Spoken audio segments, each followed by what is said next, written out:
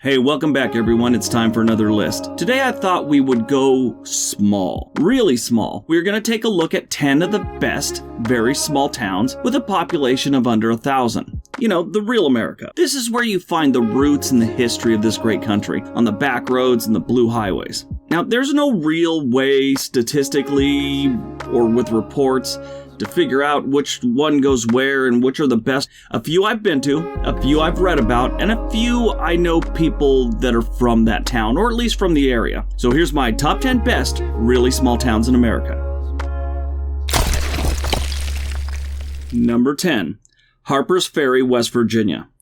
Thomas Jefferson visited Harper's Ferry in 1783 and said it to be perhaps one of the most stupendous scenes in nature. Other than the fact the word stupendous has always sounded made up to me, this West Virginia town is surrounded by the Blue Ridge Mountains and is where the Potomac and Shenandoah rivers meet. It has such natural beauty that most of the town is now part of the National Park Service. This place is breathtaking. They only have about 300 residents, all of which have seemed to have avoided the overuse of painkillers. Good job, Harper's Ferry. Number 9, Wallace, Idaho. Wallace is a small town in the Panhandle section of Idaho. They hold the distinction of being the only city in Idaho to vote for Hillary Clinton in the last election. I'm totally kidding. I looked up the voting stats, and from what I gather, it may actually be illegal to vote Democrat in this town, which is fine. Wallace was founded in 1884 and hasn't gotten much bigger since then, and that's what makes this place beautiful. They only have about 750 residents, and from what I've experienced, they all seem to be very kind and down-to-earth people. What makes this place even more amazing is the scenery around Wallace. It's the type of landscape that makes you want to go sit up on a hillside and just watch the world for a bit. If you do go to Wallace, try the City Limits pub. Tell them Big Jim and the Twins sent you. Just kidding, don't tell them that. That's just something I told the bartender when I was drunk there like 2 years ago. Number 8, Makanda, Illinois. Makanda is a town in Jackson County, Illinois. This one is actually considered a village, but we're going to call it a town. The community of Makanda began with the building of a boarding house and construction camp for the Illinois Central Railroad back in the day. And we all know what happens when a small town has a train going through it. That's right, a hobo problem. One time they had this hobo making his way through town. The sheriff tried to usher him out of town. Well, it turns out the hobo was a Vietnam vet and didn't take kindly to this, so he beat up a bunch of the sheriffs, stole a motorcycle, went into the woods, and at some point got a hold of a rocket launcher. Wait, forget that. That never happened. That was actually, I think, the plot of the first Rambo movie. But anyway, they did have big crowds during last summer's eclipse, which that was kind of cool. And this place was like dead center for the eclipse. If you weren't in Oregon, this was one of the places right along the line. It started in Oregon in the United States and went down through Illinois and a bunch of it was really cool. The town has a population of about 550 people, and they have several weird festivals every year, including one that celebrates turkey vultures. Turkey vultures. But hey, it's a really nice town. Number 7, Bell Buckle, Tennessee. Bell Buckle is a town in Bedford County, Tennessee. Bell Buckle downtown is listed in the National Register as a historic location. The town was settled in the early 1800s and became incorporated in 1850, due in part to becoming a rail hub between Chattanooga and Nashville. Since this place has been around a while, it has some historic things here. There's actually even a bandstand in the middle of town, so you can go there and play music, like some 1950s musical. This place is an antique lover's heaven, and everyone loves to watch the train roll by, like they've got to have something else to do, but this seems to be something that people like to sit and watch. Not into trains, but I know there are some of you out there that love trains. This may be the place for you. Oh, and they have a moon pie and RC Cola festival. I didn't even know RC Cola was around anymore. That's cool.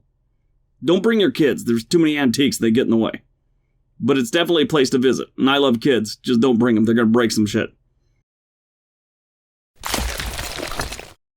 Number 6, Union, Connecticut. Union is a town of just under 700 residents, and a few ghostly ones too. That's according to legend. The town's graveyard is supposedly haunted by a number of spirits that draws a modest amount of ghost tourism. Union is also home of Traveler Food and Books, a restaurant that gives patrons free books with their meals. With over 40,000 acres of forest land in and around the town, and a major interstate going through it, Union is known for outdoor recreation. Things like hunting, fishing, hiking, camping, and apparently fornicating in the woods. That last one is some information I got from a guy that grew up in the area. He said that's what you did during the summer. I'm going camping with my friends. And then some girl would say, I'm going camping with my friends. And they'd all go camping because everyone does this around here. Then you end up having sex in the woods just outside of Union, Connecticut. Good times. Moving on. Number 5. Cottonwood Falls, Kansas. Cottonwood Falls is the largest city in Chase County, Kansas. As of the 2010 census, the city's population was only 903 people. Now that's the largest city in Chase County. I guess not many people want to live in Chase County. I wouldn't mind. I like it, mainly because Comcast isn't in Chase County, and that's a good thing. Now, not a lot of people associate the prairie or grassland with nature hikes, or nature for that matter. Most of us see it as a place you farm. Oh, you're right, but you're also a little bit wrong. The prairie and grasslands are naturally beautiful. Now check out Chase State Fishing Lake if you go there. This place is beautiful. Creeks that are just trickling into the lake, geese, ducks, whatever. This town is what we thought this whole country was going to be after World War II.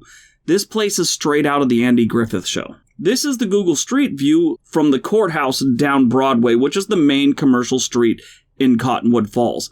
Now here's the other direction, and that's the courthouse. America.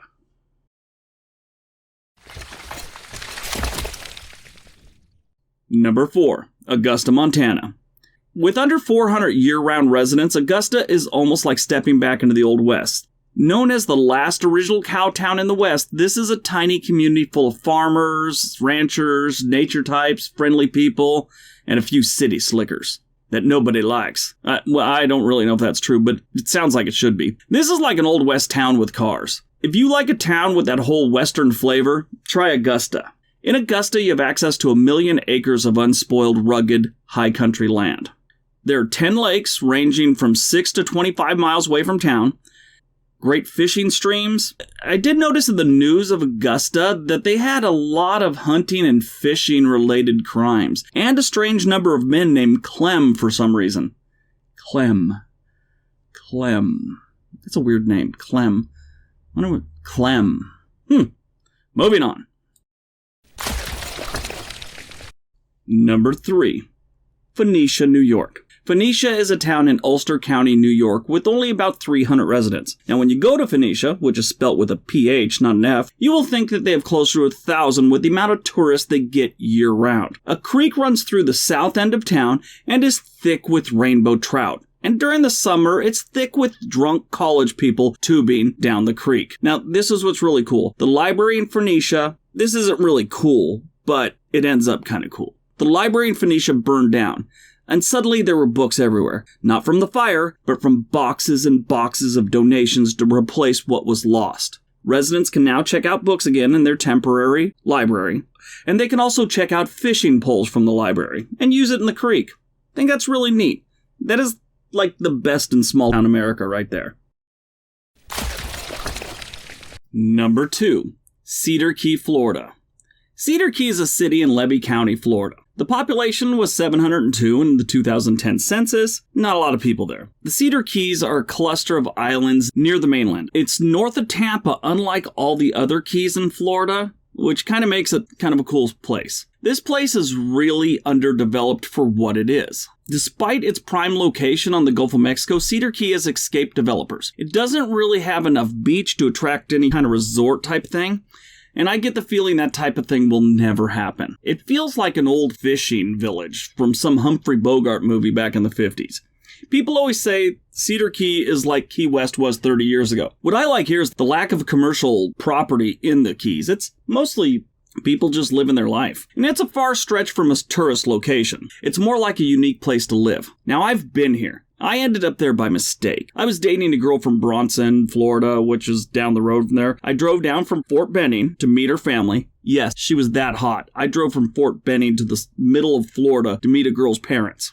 And when I got down there, I turned right instead of left on the 24 and ended up in Cedar Creek instead of Bronson. I called her. She said that her parents were being dicks and told me, I'm coming to you. And we spent the weekend there, and it was really nice. I think it was nicer for me because we didn't talk much after that and quit returning my phone calls.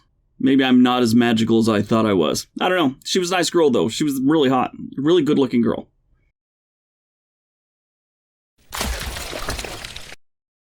And number 1, Leapers Fork, Tennessee. Leapers Fork is a rural town in Williamson County, Tennessee, and it has a population of about 650 people. This place ain't big, but it is big in history. It's along the old Natchez Trace, which is a trail used by Native Americans and settlers that traveled from Tennessee to Natchez, Mississippi, which is right near the border of Louisiana. Well, not right near, but it's close to. Now, Leapers Fork sprung up as one of the trading posts along the trace. It's also the trail that Meriwether Lewis of Lewis and Clark expedition died in 1809. Leapers Fork was also big in the moonshining history as well, and they still have a distillery located there today. Now, I learned about this place from a high school friend that watches my videos. She's lived just outside of Leapers Fork for about 20 years now. She says she will never leave. She says the people are great, it's wonderful, she loves the place. She also says that she has to keep the fact she's from Los Angeles secret, or some of the older locals, they treat her like she's some sort of sexual deviant drug user. Because, of course, if you're older than 60 and live in Middle America, you think all of California is a big coke-snorting orgy. Her words, not mine. If you like small towns and hate coke-snorting orgies, this little Tennessee village may be the place for you. If you do go there, go to Puckett's Grocery. So it's a restaurant as well as a grocery store, and it has a roadside gas station. When I say roadside, it is like a bus stop in most cities are. The bus just kind of pulls off the road, you get on. The gas pumps, look right here. See, you just kind of drift over a little bit if you're at the gas pump. Now this place, Puckett's, is really nice, has musicians. On nice summer nights, they actually go outdoors there and they play music and open mic stuff. It's really neat. This is a really, really cool community. That's why it's number 1 on this list. The history, the people, it's amazing. I'm going to visit there sometime soon, probably next year. If you're in the area, give it a try. Take a look. Alright, so that's my video. Hey, I hope you guys enjoyed it. Thanks for stopping by and taking a look at it. Tell me what you thought. Leave me a comment. Give me a thumbs up, thumbs down, whatever you think. If you think I missed a small town, let me know. Maybe we'll make another video. If you ever want to learn about things like this, there's the great book that I've talked about before called Blue Highways. I'll leave a link for it below. It's a really good read. You should definitely check it out. Also, there's links for my Patreon site. If you want to support the channel, that would be great. But if this is your first time here or 10th time here and you haven't subscribed yet, please do so. I'm really trying to get to 100,000. I want to do it sometime in 2018. I got a long ways to go. I'm only at just about 20,000 right now. I'd appreciate all the help you can give me. And if you can, share it on your social media. That'd be great too. You guys have a great day. Be nice to each other.